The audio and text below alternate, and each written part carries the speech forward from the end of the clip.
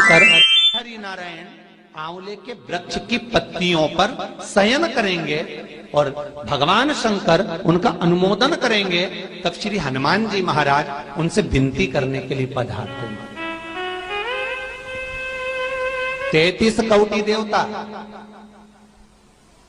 भगवान विष्णु जब शयन से उठते हैं, देवसोनी एकादशी को जब भगवान उठेंगे, नेत्र खोलेंगे, तो प्रथम दर्शन भगवान विष्णु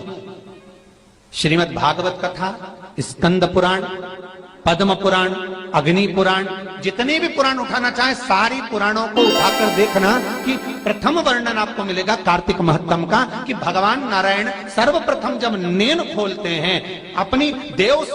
सोनी एकादशी से सोकर देव उठनी एकादशी पर जब उठते हैं, तो भगवान नेत्र खोलकर सबसे पहले किसका दर्शन करते हैं? किसका दर्शन?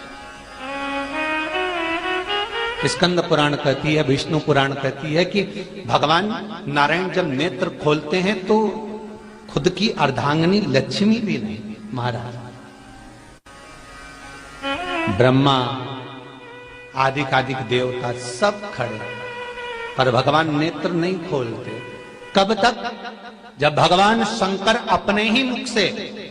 भगवान श्री हरि का गुणगान नहीं गाते, डमरू का नाद नहीं। आंवला नवमी का आप लोग साधना करते होंगे। जब कार्तिक के महीने में आंवला नवमी का व्रत आता है, तो जो उपास नहीं भी रखते हो, जो पूजन नहीं भी करते हो, उनसे मेरा निवेदन है कि स्कंद पुराण में कार्तिकेय के पावन चरित्र में, स्कंद पुराण में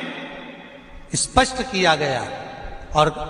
कल्याण का कार्तिक खंड पढ़िएगा, कभी योग लगे तो गीता प्रेस गोरखपुर का कार्तिक खंड पढ़िए। आप पढ़ेंगे तो उसमें मिलेगा आपको कि आंवला नवमी के दिन आंवले के पेड़ के नीचे घी का दिया लगाकर मध्याह्न से पहले, दोपहर के 12 बजे से पहले आंवले के पेड़ के नीचे आंवला नवमी के दिन कार्तिक के महीने में स्कंद पुराण कहती है, जो घी का दिया लगाकर पूजन कर कर अपना पल्लू पसार कर आंवले के वृक्ष की डाली में से उस पे लगी हुई थोड़ी सी छाल को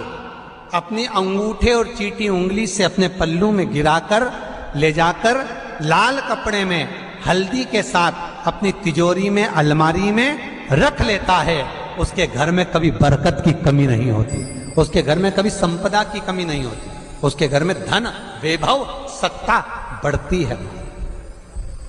बढ़ती है। आंवला नवमी की कथा में एक प्रसंग आता है।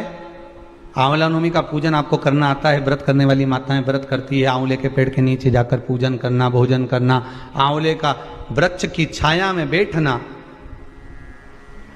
उस दिन किसी को अपशब्द ना कहना, आंवले की पूजन कर कर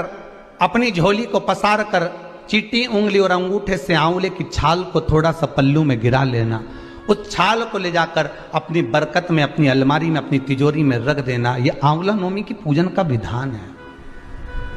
संपदा के। एक बहुत अच्छा समय रात्रि के 9:15 का एक समय होता है, जिस व्यक्ति का रोग, बीमारी समाप्त नहीं हो रही हो, हॉस्पिटल में पड़ा हुआ है, कोई बहुत भारी बीमारी में ग्रसित है, छूट ही नहीं पा रहा, तो रात्रि को 9:15 पर किसी भी दिन शंकर भगवान के शिवलिंग का, जो तुम्हारे घर में शंकर जी विराजमान हो उसका, या शंकर जी के मंदिर में जाकर शंकर जी का थोड़ा सा जल, उसमें थोड़ा सा आंवला पड़ा हुआ, मतलब आंवले के पानी से शंकर का अभिषेक पूजन कर लीजिए। उसका नाम लेकर कर लो जो रोग से ग्रसित हो। 1 दिन, 2 दिन, 3 दिन करोगे,